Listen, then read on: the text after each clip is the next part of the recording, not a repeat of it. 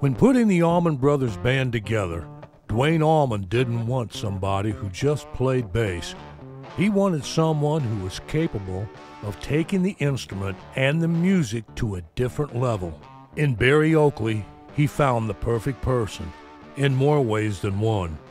They also had the same thoughts and beliefs on how to make it in music, playing the style they both loved. Raymond Bertie Oakley III was born in Chicago and grew up just south of there in Park Forest, Illinois. So how did a kid who played lead guitar in a band out of Chicago end up in Jacksonville, Florida, and become the bass player for one of the most iconic Southern rock bands in history? Fate, destiny, or luck? Whatever you want to call it, this is probably one of the most fascinating stories you'll ever hear. I really do think that Bertie Oakley was never given the recognition he deserved. Yes, he was a great bass player, holding down the Allman Brothers rhythm section with drummers J-Mo and Butch Trucks. If you listen to his playing closely, he would also take it up into the lead section at critical points during a song. He had an uncanny knack of knowing just when and where to do this to get the most out of it. But we're getting ahead of ourselves here. Let's find out how he got to that point. As I said, Bertie Oakley was born in Chicago and grew up and went to school in Park Forest, a suburb south of Chicago. While attending Rich East High School, Bertie played in a local band called the Shanes. Bertie was considered one of the better lead guitar players in the area back in the 60s. A friend and a fellow musician said Bertie used to play a Forest Green Strat through a 212 Sears Silvertone amp back then, and sounded great.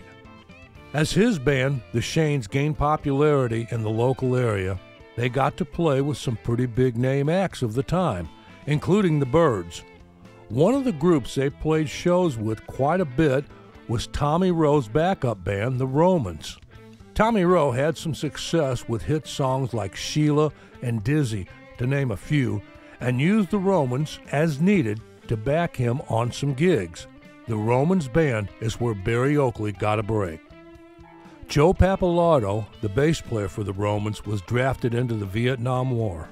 Bertie saw the opportunity, and although he had never played bass, asked him for a shot at the gig. They said okay. Now, Bertie had a musician friend who played bass give him a crash course, and in 2 weeks he was ready to head out. He quit high school and started playing with the Romans. The Romans had formed on the west coast of Florida just north of the Clearwater Beach area, and they would often play gigs around that area too. So this was the first known time that Bertie Oakley would visit Florida. Now the Romans had another musician in the group who would go on to have success in music, and that was drummer Bertie Higgins. This name might sound familiar with some of you, some maybe not.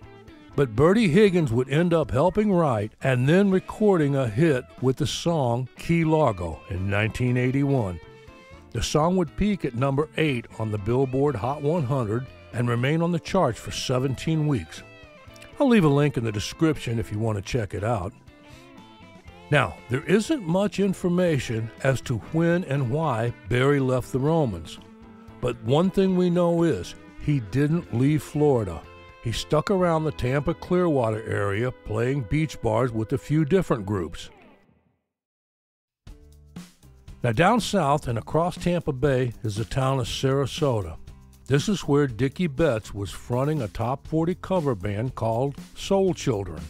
The band played all over the area, and somewhere, somehow, Dickie was to run in to Bertie Oakley, and he really liked what he saw and heard in this long-haired bass player who resembled Jesus.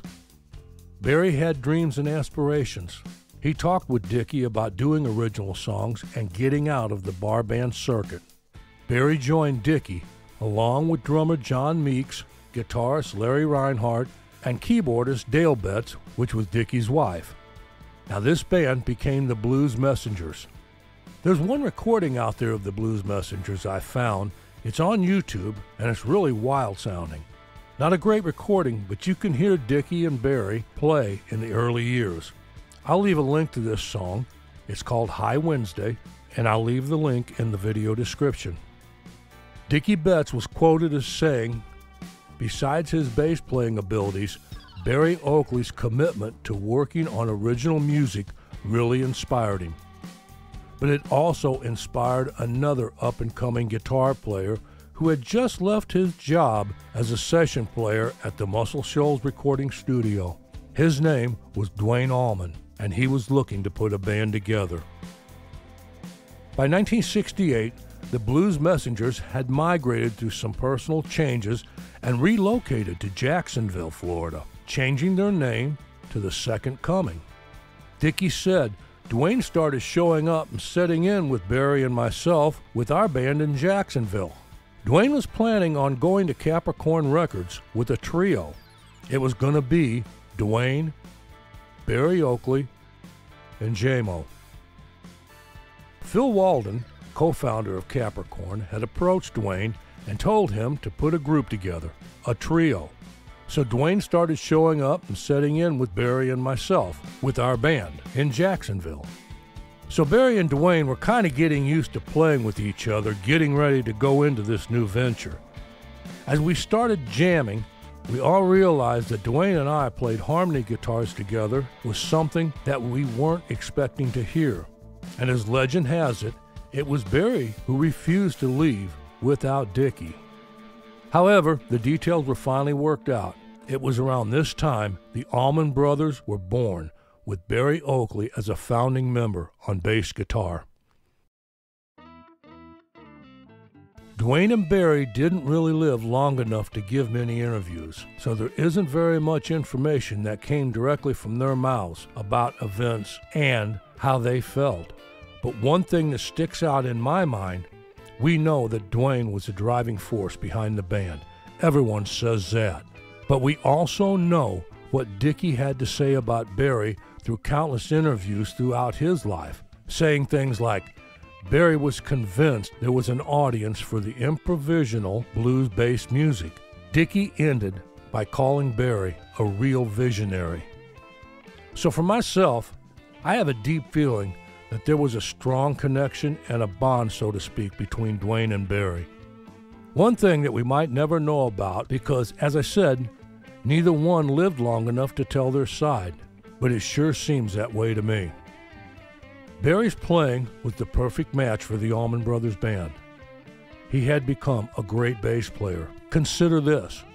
He started playing bass around the age of 18 and tragically died in a motorcycle accident at age 24. Some of his finest work on albums were done between the ages of 21 and 24. He was just a month shy of his 23rd birthday when the Live at the Fillmore album was recorded. Still, today, it is considered one of the best live albums ever created. His tone was always spot on. He played a Guild Starfire and a Fender Jazz bass for the most part. Now, the Jazz was anything but stock. It was nicknamed the tractor bass. It was customized with a Guild pickup, manufactured by Hagstrom, from my understanding. I could go on about this guitar, but instead, I want to leave another link in the description. This is a link to Bertie's grandson's channel. The video was recorded about 10 years ago, but he explains the guitar and plays it some too. So drop by and check it out to learn more about this guitar and leave a comment for his grandson Sean. Like I said, in my opinion, Bertie was underrated as a bass player. He was a force in the Allman Brothers Band. We know he had the attitude needed to take the band to a higher level. And I'm sure Duane saw all those qualities in Bertie too. If you enjoyed this video, here's a few more you might also like. Comment section is open. Let's hear your thoughts and feelings on Bertie Oakley. Thanks for watching.